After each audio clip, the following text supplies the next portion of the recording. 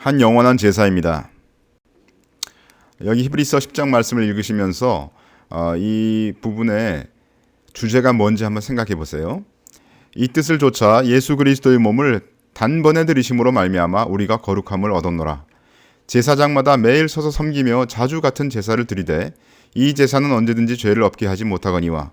옛날에 구약시대 때는 사람들이 죄를 범하면 그 양을 가지고 와서 제사장이 그 양에게 안수를 합니다. 그것은 그 사람의 죄를 그 양에게 전가시키는 거죠. 그리고 그 양을 죽입니다. 그 사람 대신에 그 양이 죽는 겁니다. 그리고 그 양의 피를 하나님 앞에 뿌려서 죄를 용서했다고 얘기를 하죠. 그런데 이 양은 바로 예수 그리스도를 예표하는 것이었고요. 그래서 그 양은 그림자로서 그 예수님을 예표하는 그런 동물이었기 때문에 그러한 제사는 언제든지 죄를 없게 하지는 못한 그런 제사였습니다. 오직 그리스도는 죄를 위하여 한 영원한 제사를 드리시고 하나님 우편에 앉으사 그 후에 자기 원수들로 자기 발등상이 되게 하실 때까지 기다리시나니 저가 한 제물로 거룩하게 된 자들을 영원히 온전케 하셨느니라. 또한 성령이 우리에게 증거하시되 주께서 가라사대 그날 후로는 저희와 세울 언약이 이것이라 하시고 내 법을 저희 마음에 두고 저희 생각에 기록하리라 하신 후에 또 저희 죄와 저희 불법을 내가 다시 기억지 아니하리라 하셨으니 이것을 사하셨은즉 다시 죄를 위하여 제사 드릴 것이 없느니라. 여기 보면 단번에 한 영원한 한 제물 영원히 온전케 등의 표현은 한 번의 제사가 영원한 효력을 가진다는 것을 이야기합니다. 따라서 다시 죄를 위해 제사 드릴 것이 없다는 거죠. 이와는 반대로 구약시대에 있었던 동물의 제사는 매일 자주 드려졌으며 죄를 없게 하지 못하는 무능한 것이었습니다. 구약의 제사에서 양은 세상 죄를 지고 대신 죽으시는 그리스도를 예표한 것이었죠. 내가 다른 사람을 사랑하기 때문에 그 사람 대신에 죽겠다고 한다면 하나님께서는 뭐라고 하실까요? 물론 아니라고 할 겁니다. 그것은 내가 그를 사랑하는 것이 잘못되었기 때문이 아니라 그를 위한 나의 죽음이 헛되기 때문입니다. 다시 말해서 나는 그를 위해서 죽을 수 있는 자격이 없다는 겁니다. 여기 두 사형수가 있었습니다. 어느 날 제가 길가를 가다가 어떤 젊은 친구를 만나가지고 막 싸웠습니다. 그런데 그 나라에서는 길가에서 싸우는 사람들은 무조건 사형을 언도받는 나라였어요. 그래서 둘 다 잡혔습니다. 그래가지고 그 재판관한테 갔더니 재판관이 아주 엄격한 사람이었어요. 그 사람이 둘 다 사형을 때렸습니다.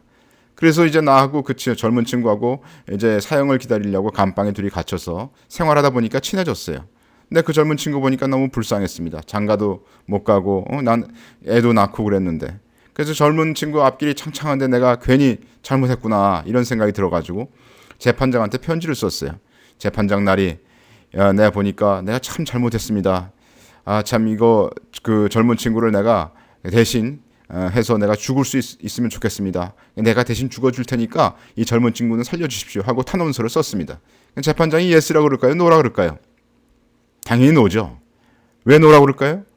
왜냐하면 나는 내 죄 때문에 죽는 거지 다른 사람의 죄를 대신해서 죽을 자격이 없는 겁니다. 사형수가 사형수를 대신해서 죽을 수가 있겠습니까?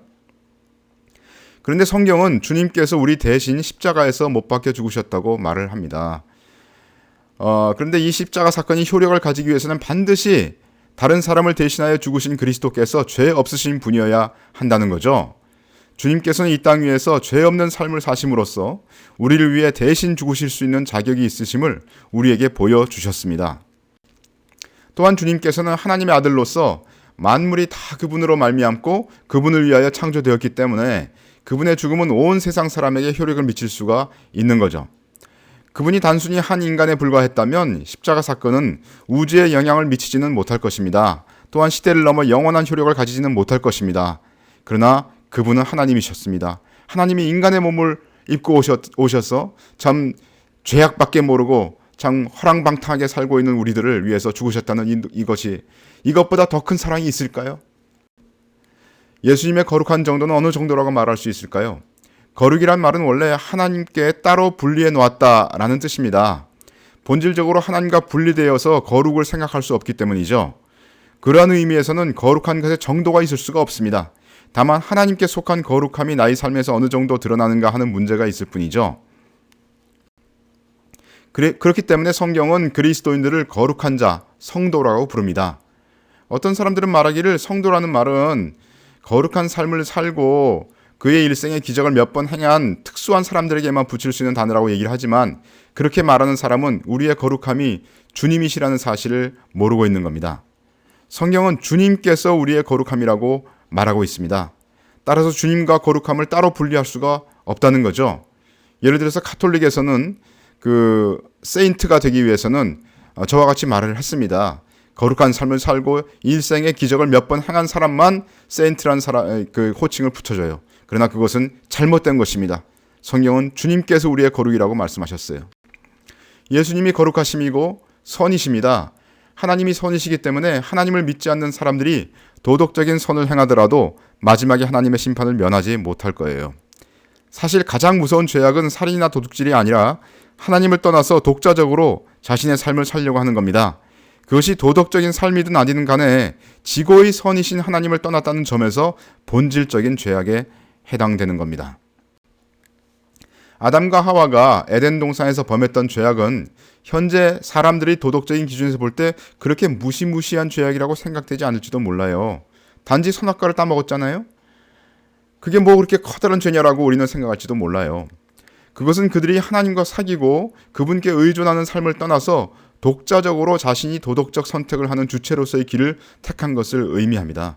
다시 말해서 내 삶에 하나님 필요 없어요. 내가 모든 것의 기준이 돼가지고 내가 선과 악이 무엇인지 내가 스스로 판단해서 살게요 하는 것을 얘기합니다. 그러한 선택을 한 결과 그들의 자녀에 대해서 가인이 아벨을 죽이는 살인이 일어나게 되었습니다. 사람이 하나님을 떠나서 도덕적 선을 추구할 때에는 반드시 그러한 타락이 따르게 된다는 거죠. 주님께서 바리새인들을 대하여서 겉으로는 사람에게 옳게 보이되 안으로는 외식과 불법이 가득하도다 라고 책망하셨습니다. 그리스도인들이 영을 분별함에 있어서 겉으로는 아름답고 도덕적인 것처럼 보이면서도 하나님과 주님께서 거룩함과 선이시라는 사실을 부인하는 그런 사상들이 있으면 분명히 배격해야 합니다. 우리는 자칫 도덕적으로 잘못되어 보이지 않으면 괜찮다고 말하지만 우리 주위에 많은 인본주의 사상과 문학 작품들이 실제로 그와 같은 길에 서 있습니다. 보면은 성공하는 사람들의 습관 이런 것들 있지 않습니까? 너 이렇게 살면은 잘 될 거다. 이런 것들이 주님을 빼고 마치 주님 얘기를 하면서도 주님을 빼고 주님의 거룩함과 이런 것들을 빼면서 인본주의 사상으로 우리를 몰아가고 있지 않습니까? 주님께서는 하나님 한 분 외에는 선한 이가 없느니라고 말씀하심으로써 자신이 하나님이신 것을 말씀하셨습니다. 예수님께서 거룩이심으로 우리의 모든 죄악이 아무리 많더라도 그 모든 죄악을 다 지시고 갈보리 십자가로 가실 수가 있으셨습니다. 어떤 사람이 말하기를 예수님은 내가 믿은 순간까지의 죄만 지고 가셨다고 한다면 어떤 문제가 발생하겠습니까? 그런 질문하는 사람들 있죠. 당신 예수님 믿소? 하고 얘기하면 믿습니다 라고 대답합니다. 그러면 물어요. 당신 정말 당신의 모든 죄가 다 용서된 것을 믿습니까? 라고 얘기하면 그 사람은 잘 모르겠는데요 라고 얘기를 합니다. 그건 그 사람이 무슨 얘기를 하는 거예요? 앞으로 내가 잘 살아야만 천당 가는 거 아니에요? 이렇게 얘기하는 거죠. 그건 굉장히 잘못된 겁니다. 한번 이런 질문을 한번 생각해 봅시다. 만약에 주님께서 이 세상의 죄악을 반만 지고 가셨다면 주님께서는 몇 번 십자가에 달리셔야 합니까? 다시 말해서 내 과거의 죄는 용서됐지만 내 앞으로 미래의 죄는 용서된지 몰라요. 이렇게 한다면 무슨 문제가 발생합니까? 예수님이 다시 한번 십자가에 달려야 되겠죠.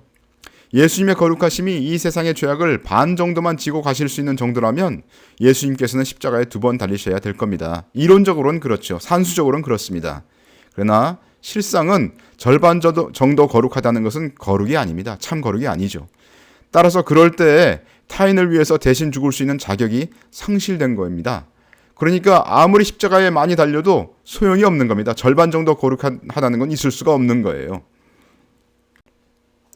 예수님께서 내가 믿은 순간까지의 죄만 지고 가셨으므로 나는 예수님을 믿은 후에는 죄악을 스스로 해결하도록 노력해야 한다고 생각하는 사람은 예수님께서 이 세상의 모든 죄악을 지고 가실 수 있을 만큼 거룩하신 분이시라는 사실을 모르고 있는 겁니다. 예수님께서 온전히 거룩하시다면 나의 모든 죄악은 사하여진 것입니다. 나의 죄악이 완전히 사함받았다는 것을 확신하지 못하는 것은 예수님의 거룩하심을 의심하는 것과 동일해요. 우리는 예수님을 믿는 거 아닙니까? 그리고 그분이 거룩하심을 믿어요. 그러므로 우리의 태어날 때부터 죽을 때까지의 모든 죄악은 그분의 십자가의 공로로 인해 사함을 받은 것과 같습니다. 예수님이 거룩하시다는 사실하고 우리의 모든 죄가 용서된 것은 마치 동전의 앞뒷면과 같은 거예요. 그래서 어떤 사람이 얘기하기를 예수님은 정말 거룩합니다 라고 말을 하면서 그러나 내 죄가 용서된지 잘 모르겠어요, 이렇게 얘기하는 사람은 모순이에요. 만약 어떤 사람이 그 내 죄가 용서된 것을 다 모른다고 얘기한다면 그 사람은 예수님은 그렇게 거룩한 분은 아닌 것 같아요 라고 믿는 것과 똑같은 겁니다. 주님께서 한번 십자가에 죽으셨으므로 그 효력은 영원합니다.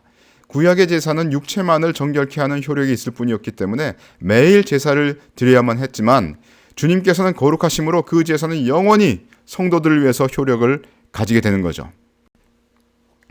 그리스도께서는 참것의 그림자인 손으로 만든 성소에 들어가지 아니하시고 오직 참 하늘에 들어가사 이제 우리를 위하여 하나님 앞에 나타나시고 대제사장이 해마다 다른 것의 피로써 성소에 들어가는 것 같이 자주 자기를 드리려고 아니하실지니. 옛날에 구약에서는 대제사장이 해마다 양의 피를 가지고 성소에 들어가서 피를 뿌렸잖아요. 그렇게 할 필요가 없다는 겁니다. 한 번만 십자가에서 예수님이 죽으시면 된다는 겁니다. 그리하면 그가 세상을 창조할 때부터 자주 고난을 받았어야 할 것이로되 이제 자기를 단번에 제사로 드려 죄를 없게 하시려고 세상 끝에 나타나셨느니라. 그러니까 그 예수님은 십자가 여러 번 죽을 필요가 없이 마지막에 한 번만 제사로 드려서 한 번만 십자가에 죽으셔서 죄를 없게 하시려고 오신 것이다, 이런 말씀이죠. 성경은 그리스도를 믿은 자들이 거룩함을 얻었다고 선언합니다. 그리스도를 주신 것으로 우리는 가장 큰 하나님의 사랑을 받은 거예요. 사탄은 어떻게 해서든지 그리스도인들이 하나님께로부터 받은 것을 알지 못하게 하려고 계략을 꾸밉니다. 사탄은 사람들이 자기 마음을 쳐다보게 하여서 자신의 마음이 평안하지 못하든가 또는 어떤 기쁨이 모자란 것 같으면 우리가 그렇게 사랑받지 못했다고 생각하게 합니다. 마치 하늘에 태양이 떠 있지만 중간에 구름이 그것을 가려서 땅이 어두울 때 사람들은 뭐라고 얘기합니까? 드디어 하늘에 태양이 없어졌구나 라고 말하는 것과 같습니다. 그러나 구름이 끼었다고 해서 태양이 없어진 건 아니죠. 우리는 우리의 마음을 보지 말고 믿음의 주에 온전케 하시는 이인 예수를 바라봐야 됩니다. 자기 마음을 바라보고 나 확신이 없어요 얘기하는 사람은 사실 하나님을 믿는 것이 아니라 자기 마음을 믿는 거예요. 사람이 자기 마음을 믿는 만큼 하나님을 믿지 않는 것이고요. 자기 마음을 믿지 않고 예수님을 믿는 만큼 우리는 하나님을 믿는 겁니다. 그런데 우리가 언제 확신을 가지게 되느냐 하면 예수님을 바라볼 때 확신을 가지게 된다는 거예요. 그 말은 무슨 말입니까? 예수님은 정말 거룩하시냐? 라고 생각해 보면 알아요. 예수님이 정말 거룩하시다면 그분이 나의 모든 죄를 지고 가실 만큼 거룩하시다면 나의 모든 죄는 정말로 사함받은 것이 분명합니다. 예수님의 어떠하심에, 예수님의 그 거룩하심에 우리의 믿음이 있어야 되겠습니다. 하나님께서 내가 다시는 기억지 아니하리라고 말씀하실 수 있는 근거는 뭡니까? 하나님은 그리스도를 주셨기 때문에, 또 그리스도께서는 우리의 죄악을 담당하셨기 때문에 우리의 죄악을 다시 기억지 아니하시리라고 말씀하십니다. 하나님께서 기억 상실증이 걸리셔가지고 그렇게 말씀하신 게 아니에요. 또 내 죄악이 남아있는데 그저 더 이상 문제 삼지 않겠다고 그렇게 말씀하시는 게 아니에요. 우리의 죄악이 그리스도의 피로 인하여 실제적으로 용서받고 제하여졌기 때문에 하나님께서 그와 같이 선언하신 것입니다. 다시는 너의 죄를 기억지 않겠다. 다시 죄를 위하여 제사 드릴 것이 없느니라고 말씀하신 뜻이 무엇입니까? 주님께서 다시 한번 십자가에 못 박히실 필요가 없다는 거죠. 그분께서 이루신 일은 완전하고 영원한 효력을 가지기 때문입니다. 구원이 우리의 행위에 근거한다면 구원은 받을 수도 없을 뿐 아니라 혹 받았다 할지라도 하루에 수십 번 이상씩 잃어버릴 수 있는 겁니다. 그러나 구원은 그리스도의 희생에 근거하므로 잃어버릴 수 없는 겁니다. 요한복음 10장 28, 29절에서 주님께서 말씀하시기를 내가 저희에게 영생을 주노니 영원히 멸망치 아니할 터이요 또 저희를 내 손에서 빼앗을 자가 없느니라. 저희를 주신 아버지는 내 아버지는 만유보다 크심에 아무도 아버지 손에서 빼앗을 수 없느니라고 말씀하셨습니다. 그래서 우리의 구원은 영원한 겁니다. 한번 받은 구원은 절대로 잃어버릴 수가 없다는 거죠. 우리가 하나님을 믿을 때 우리는 하나님과 손을 잡게 됩니다.